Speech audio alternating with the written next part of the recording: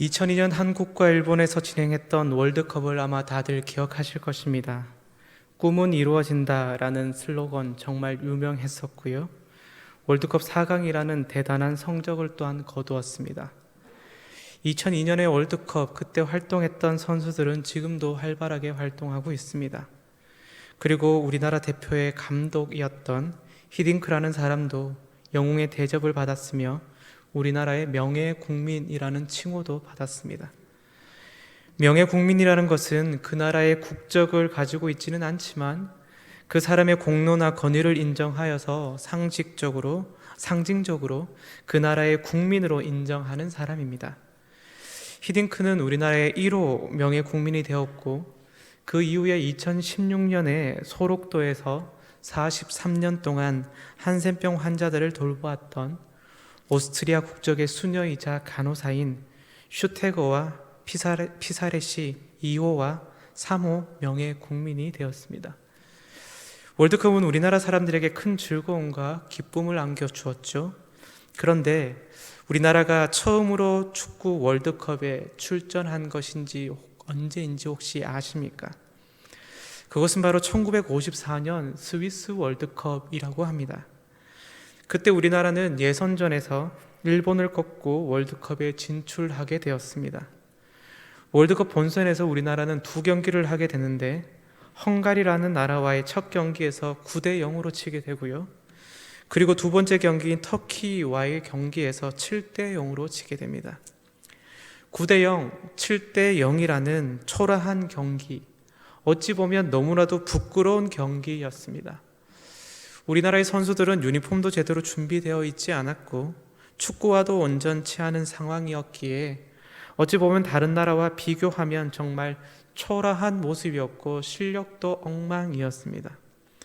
결국 그 결과에 의해서 선수들은 어깨가 축 처져 있었고 고개를 들을 수가 없었습니다. 하지만 당시 경기를 중계했던 방송은 이렇게 말했다고 합니다. 이들의 모습은 정말 믿어지지 않습니다. 이들의 포기하지 않는 모습은 정말 대단합니다. 왜냐하면 한국 대표팀은 전쟁이 끝난 지 1년도 채 안 된 나라의 선수들이기 때문입니다. 라고 평가했습니다. 전쟁이라는 것은 모든 것을 앗아갑니다. 한국전쟁 당시 남북한 인구가 3천만 명 정도였다 하는데요. 이 중에 1,800만 명이 직간접적으로 피해를 입었고 전사자는 남북한 합쳐서 50만 명이 되었다라고 합니다. 전쟁은 정말 무섭습니다. 전쟁은 참혹합니다. 전쟁은 고통입니다. 그리고 전쟁은 슬픔입니다. 그리고 일상을 회복하기는 정말 어렵습니다. 그런 상황 속에서 월드컵에 진출하였고 먼 거리를 날아와서 경기를 진행한 선수들을 많은 나라들은 믿을 수 없는 상황이다라고 하면서 존경을 표시했던 것입니다.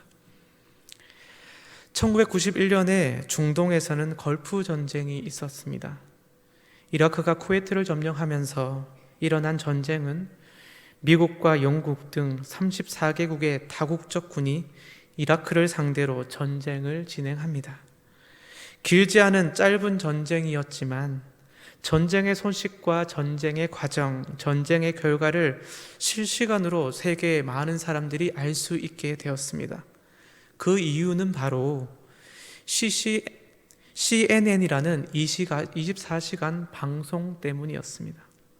CNN 방송 기자들은 전쟁의 현장에 들어가서 카메라를 찍고 보도를 하고 전쟁의 상황을 중계하기 시작합니다. 비디오 게임처럼 사람들은 시청하고 있고 그리고 실제로 그 속에서 미사일이 발사되고 쏘고 전투기가 날아가는 그런 모습들이 TV로 중계되고 있었습니다. TV를 통해 또한 새로운 무기들이 등장을 하고 이 무기의 효력을 또한 설명하기도 하면서 결과적으로 미국이라는 나라는 자신들이 가지고 있는 막강한 군사력을 자랑하는 어찌 보면 쇼케이스와 같은 그 역할이 바로 걸프전이었습니다. 지금까지 가지고 있던 고전적인 무기들은 그곳에서 다 사용됩니다.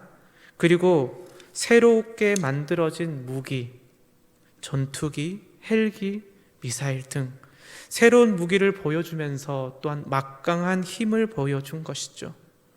한국 전쟁과는 완전 다른 분위기의 전쟁이었습니다. 이 이후로 미국은 세계 최강의 군사력을 자랑하게 되었고, 많은 나라들이 미국을 두려워하게 되었으며 그 무기들을 사려고 또한 노력하고 있고요. 미국 국민들은 자신들의 강함을 통해 뿌듯해하며 자랑스러워하는 계기가 되었습니다.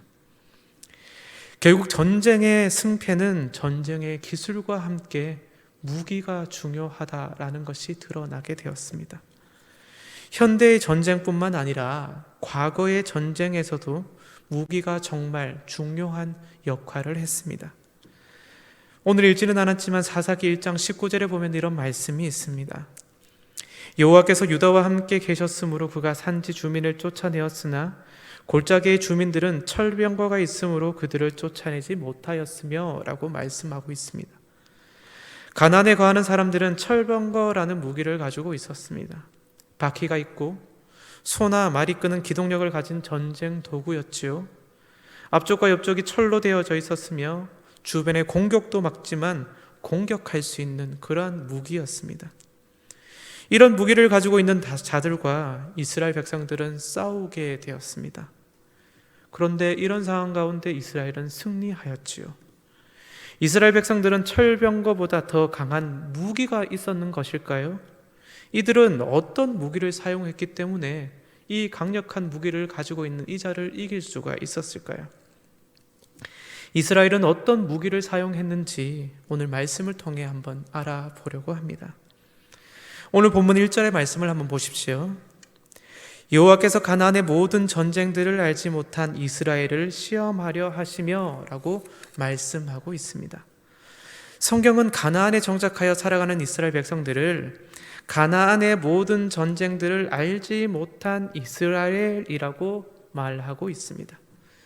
그리고 이런 이스라엘 백성들을 하나님께서 시험한다라고 말씀하고 있습니다. 가나안의 정착은 전쟁의 연속입니다. 그런데 왜 이들은 전쟁을 알지 못하는 것이고 왜 하나님은 이들을 시험하시고 있는 것일까요? 2절의 말씀을 보십시오.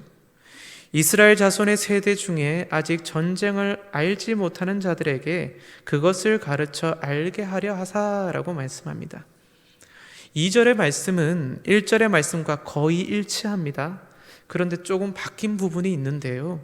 시험하려 하시며 라는 단어가 가르쳐 알게 하려 하사라는 것으로 바뀐 것이죠. 결국 시험의 목적은 가르쳐 알게 하기 위함이었다라는 것입니다. 성경에서 시험을 히브리어로 나사라는 단어를 사용하는데요. 이 나사라는 말은 어떤 사람이나 어떤 물건의 성질을 시험한다라는 개념으로 사용됩니다. 그런데 이 시험을 진행하는 방법이 종종 역경이나 고난을 통해서 진행한다라는 사실입니다. 결국 우리에게 찾아오는 역경과 고난이 시험일 수 있는데 이 시험은 우리에게 무엇인가를 가르쳐 주어서 무엇인가를 알게 하기 위한 하나님의 방법이다라는 사실입니다. 지금 우리에게는 고난이 있습니다. 지금 우리에게는 역경이 있습니다. 지금 우리에게는 아픔도 있습니다. 하지만 잊지 마셔야 합니다. 이 모든 것은 우리에게 무엇인가 가르쳐 주시려는 하나님의 방법이다라는 것입니다. 그렇다면 하나님은 무엇을 가르쳐 주시기 위해 이들을 시험하는 것일까요? 하나님은 무엇을 가르쳐 주시기 위해 이들에게 역경과 고난이라는 시험을 주시는 것일까요? 4절의 말씀을 한번 보십시오. 남겨두신 이 이방 민족들로 이스라엘을 시험하사 여호와께서 모세를 통하여 그들의 조상에게 이르신 명령을 순종하는지 알고자 하셨더라. 하나님께서는 이방 민족들로 이스라엘을 시험하셨습니다. 모세를 통하여 그들의 조상들에게 이르신 명령을 순종하는지 아닌지를 알고자 시험하셨다 또한 말씀하십니다. 하나님은 시험을 통해서 이들이 순종하는지 안 하는 것인지 알게 되었다라고 성경은 기록합니다. 이스라엘 백성들은 이방 민족의 딸들을 맞아 결국 아내로 삼고 자기의 딸들을 그들의 아들에게 또한 주는 일까지 벌어지게 되었고, 그리고 결국 이들은 가나안의 신들을 섬기는 일까지 나타나게 됩니다. 그것이 바로 5절과 6절에 나와 있는데요. 그러므로 이스라엘 자손은 가나안 족속과 헷 족속과 아모리 족속과 브리스 족속과 히위 족속과 여부스 족속 가운데서 거주하면서 그들의 딸들을 맞아 아내로 삼으며 자기 딸들을 그들의 아들에게 주고 또 그들의 신들을 섬겼더라 라고 말씀합니다.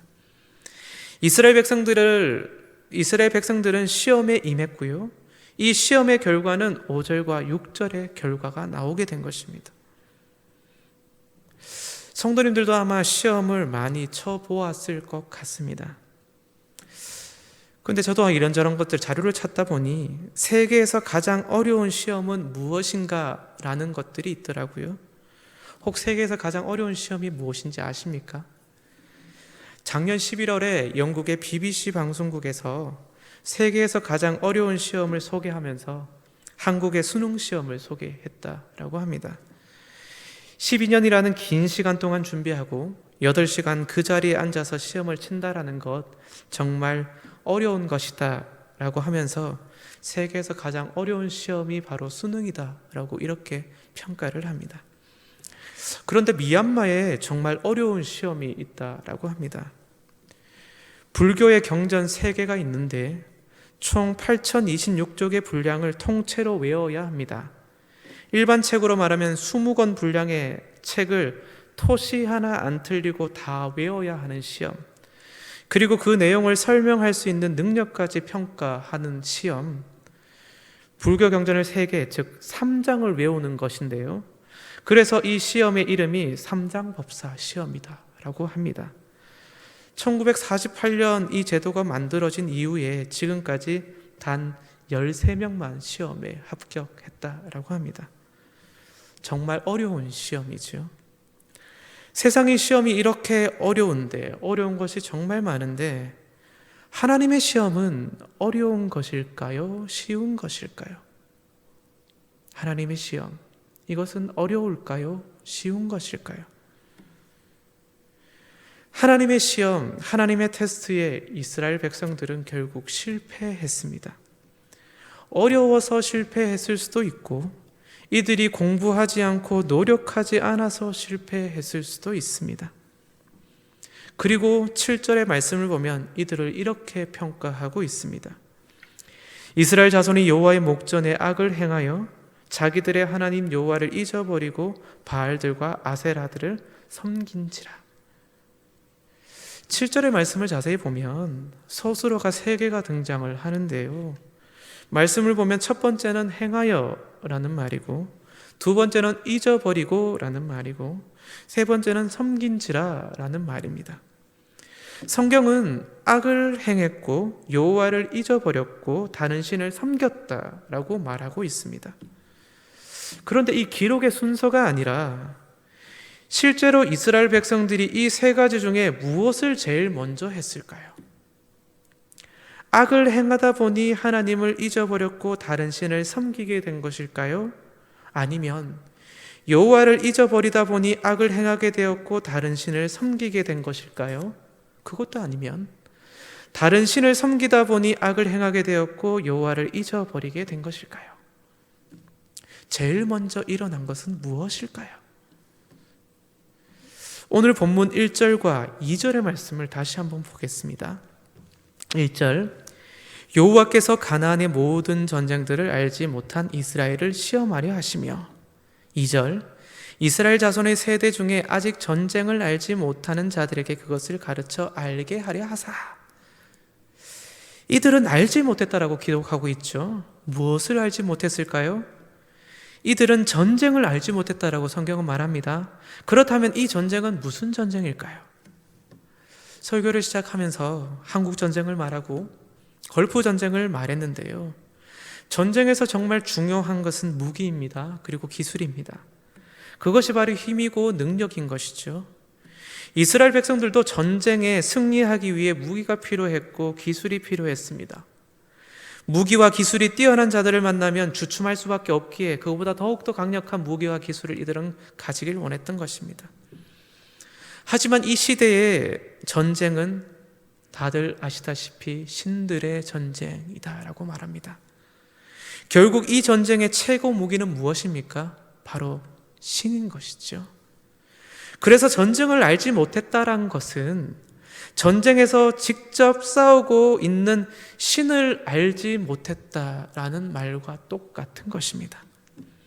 이스라엘 백성들은 전쟁을 알지 못했다라는 것, 이것은 전쟁이 하나님의 손에 달려 있음을 몰랐다라는 것이고, 그래서 하나님이 아닌 다른 족속과 결혼을 하는 화친의 방법을 이들은 선택했던 것이고, 그리고 그 화친의 방법과 함께 다른 나라의 신들도 받아들여 자신들의 전쟁의 무기로 그 신들을 사용했다라는 것이지요.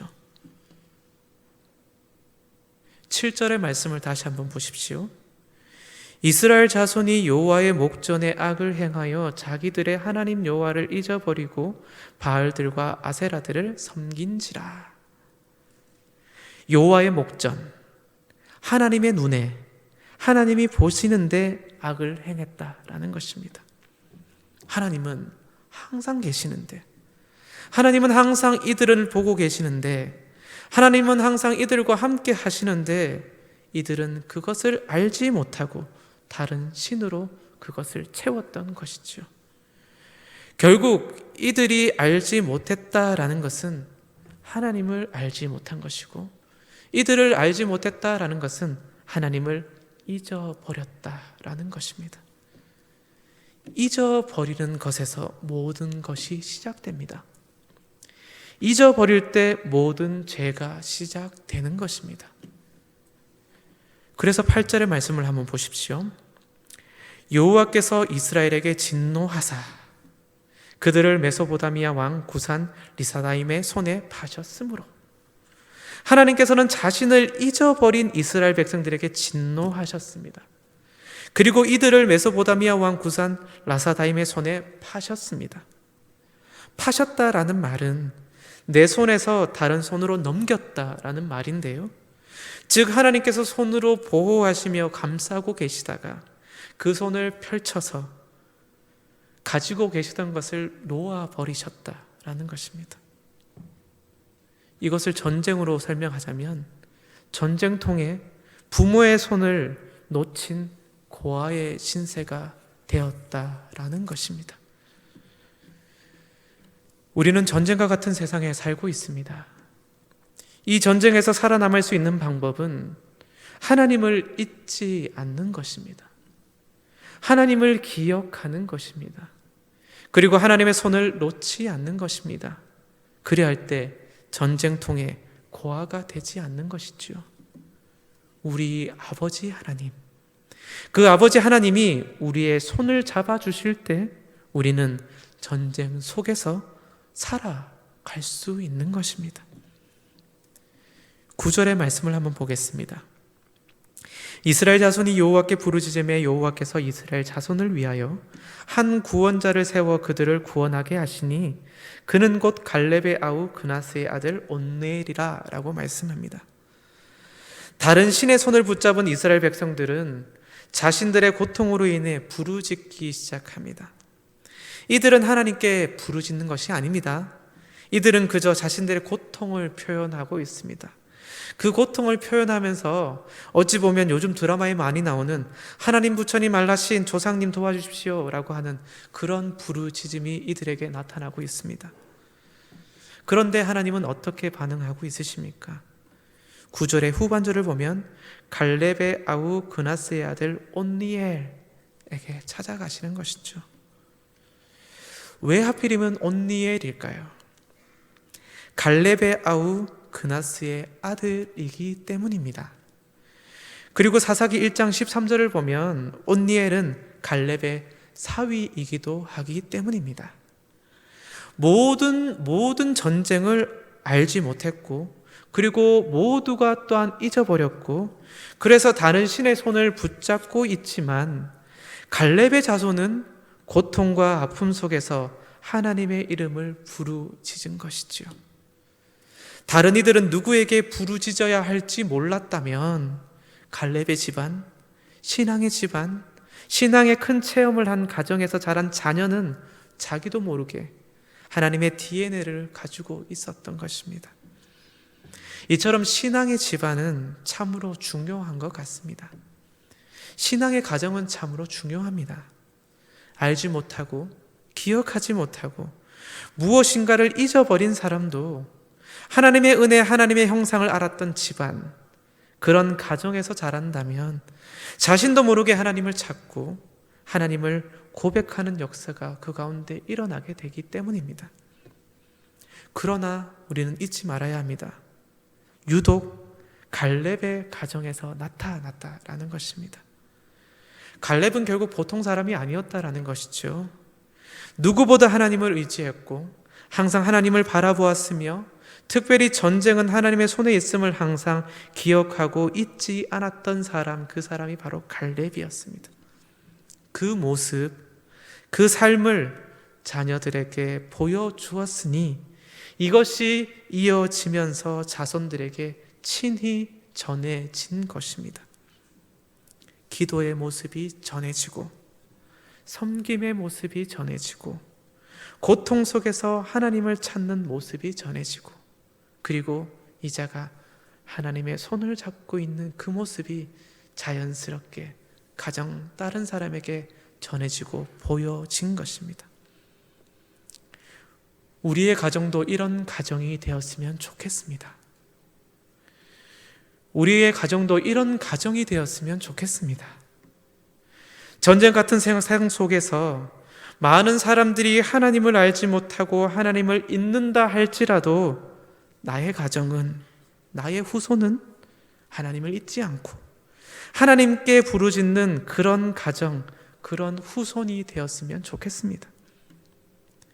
결국 하나님께 부르짖는 자에게 하나님께서는 힘과 능력을 주십니다. 10절의 말씀을 한번 보십시오.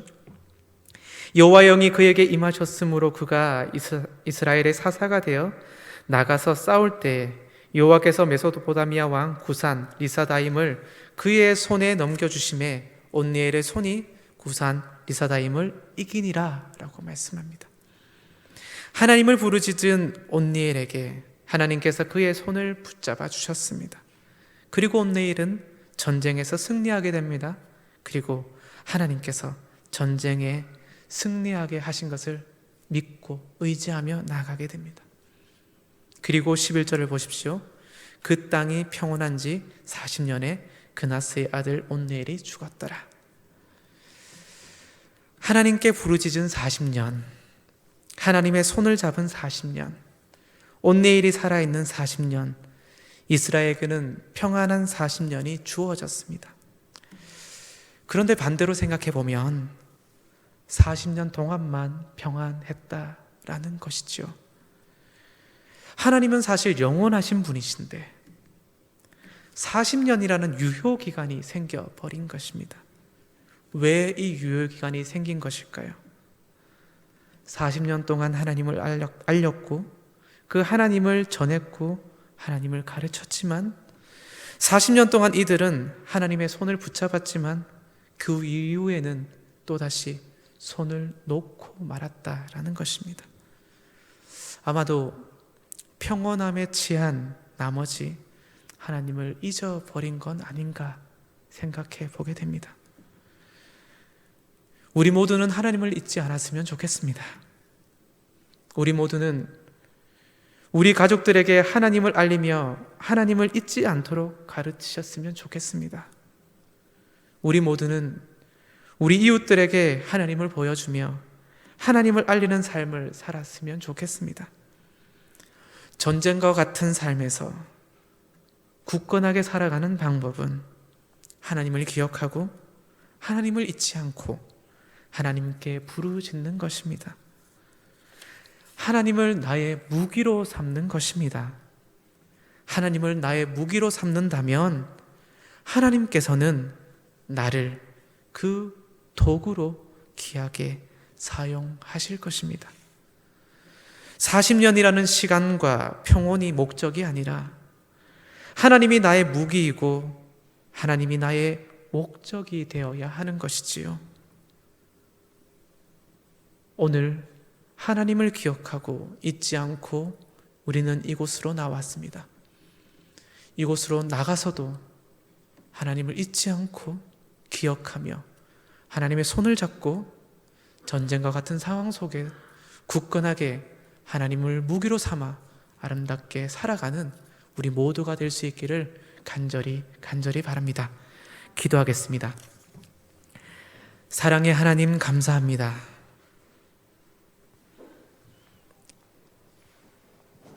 오늘 하루를 살아가며 또 이 저녁 시간에 이곳으로 모이게 해주셔서 감사합니다.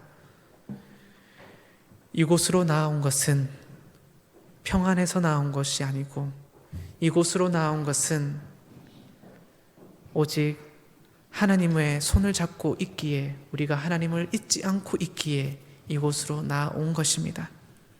그리고 또 이곳으로 나온 것은 우리의 간절함과 간구를 하나님께 아뢰기 위해서 나왔습니다. 주님 전으로 나온 우리를 기쁘게 받아주시며 우리의 삶을 인도하여 주셔서 오늘 이 시간 우리가 기도하며 나아갈 때 주님, 우리가 주님께 합당한 자로 아름답게 설 수 있도록 도와주시고 우리를 또한 주님의 도구로 아름답게 사용될 수 있도록 주님 인도하여 주옵소서. 감사를 드립니다. 예수님 이름으로 기도합니다. 아멘.